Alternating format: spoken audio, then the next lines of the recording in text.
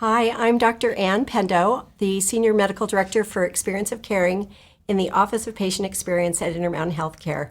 And today we're excited to have a conversation with Cherie, who is the System Director for Infection Prevention at Intermountain Healthcare in the Office of Patient Experience. Thanks for being here today. Thank you, Ann. I'm excited to be here with you. This will be a good conversation.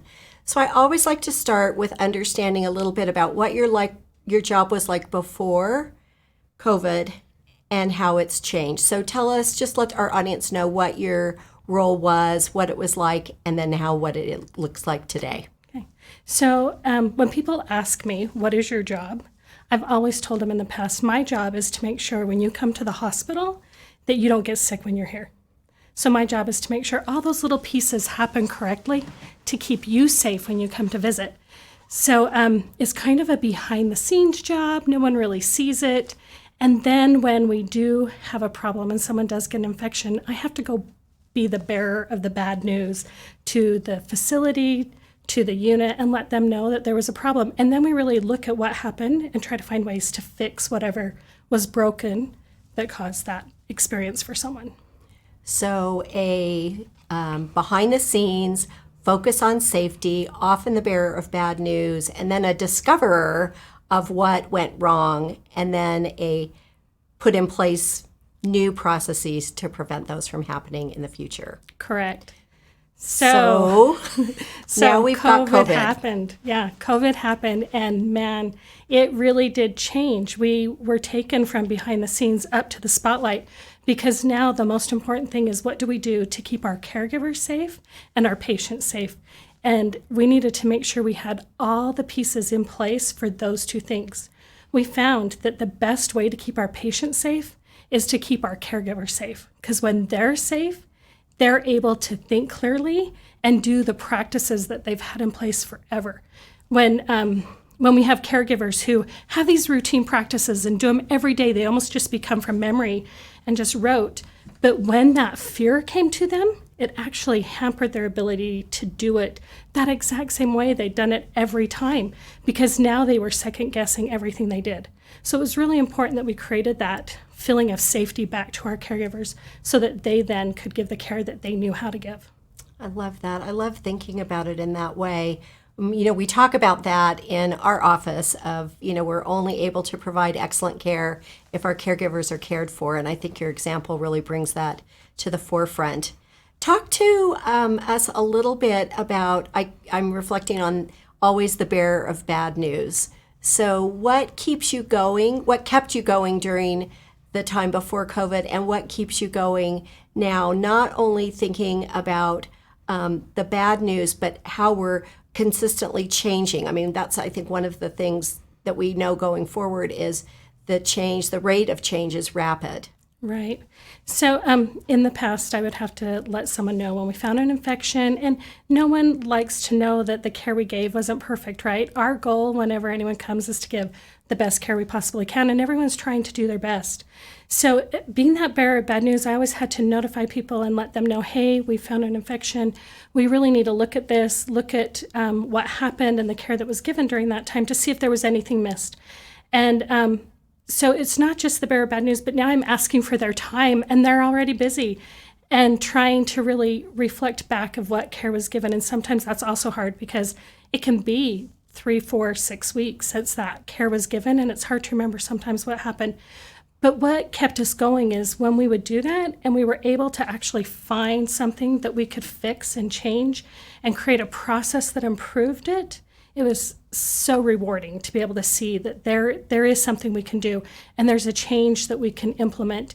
And then we took what we learned from one place and we were able to implement it at other places to try to ensure that all across Intermountain we were keeping everyone safe. That's a noble mission. And as we think about how fast things are changing, I know you've heard, oh, we can't do that, it's going to take too much time. Do you think that we have changed our mindset? Are we thinking about things differently in our ability to make changes? Yeah, so definitely with COVID, it has not been allowed the time we normally take to make change, right? We usually think through those processes, ensure every little piece is in place. But as COVID came, those changes happened daily. And we had to do everything at that moment to ensure safety to everybody immediately. So we found that we could put processes in place quickly, that rapid change could happen, and not just happen, it could happen succinctly and correctly and safely. So it's been very eye-opening to see that that can happen, as well as extremely rewarding to know that when it's needed, change can happen quickly, and that change can make a difference for everybody. I love it. And change is exhausting. And so I'm wondering what you do or what you have done that allows you to take care of yourself during this time. Yeah, that was really hard at first, right? At the very beginning, there was so much that needed to happen. And the burden right there, you feel the burden of making sure everyone knew what to do, how to help every little area to make sure they were doing what they needed to do. And as that burden got heavier and heavier, I was feeling guilty if I was trying to ask my team to help because I knew that they were busy at their facilities. Ultimately, what I found out is as I delegated and used their support, we as a team grew stronger. That as they started to help give thoughts and their opinions to what was happening, I wasn't actually burdening them. I was helping them, and they were helping me. And ultimately, as a team, we came stronger because of it.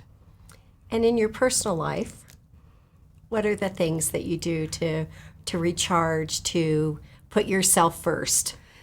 Even now, I probably still have a little bit of a problem with that. I was joking about how I still am trying to figure out how to get to 4,000 steps right now because I wake up in the morning, sit down at my laptop, and I'm there from 7 a.m. till 5, 6, 7 at night, every night. And so what are the things I've done? I've been very blessed. I have a spouse. My husband is fabulous. I have not cooked a meal since January. And just this week is the first time I've actually washed dishes. So he has been very good at helping me with that. And then I have found, though, that I need at least a little bit of time every day. So as I get ready, I listen to a good book or I listen to some music for me as I'm getting ready so that as I go in at my meetings, I've already had just kind of a moment to recharge myself. Thanks for sharing that. I think we often forget, especially those that are in leader roles, that we have to model taking care of ourselves. And sounds like you've done that well. And really make the effort and commitment to doing that. So well done. What have you learned as we're kind of wrapping our time up? What would you say you've learned about yourself as a leader? I've learned that I am not always right. I've learned that I can't do it alone and that you need to put people around you who really have different knowledge than you and think of it in a different way so that you can see all those views at once to help you lead correctly. It's not something you can lead alone. You have to do it as a team. And that has been the most important thing is that I have great people that I work with who help me be better. I love that. That's what a great way to end. Can't do it alone, lots to learn, and have a great team. Thanks so much for being with us today. Thank you for inviting me. You're welcome. It's good to see you. Yeah, exactly.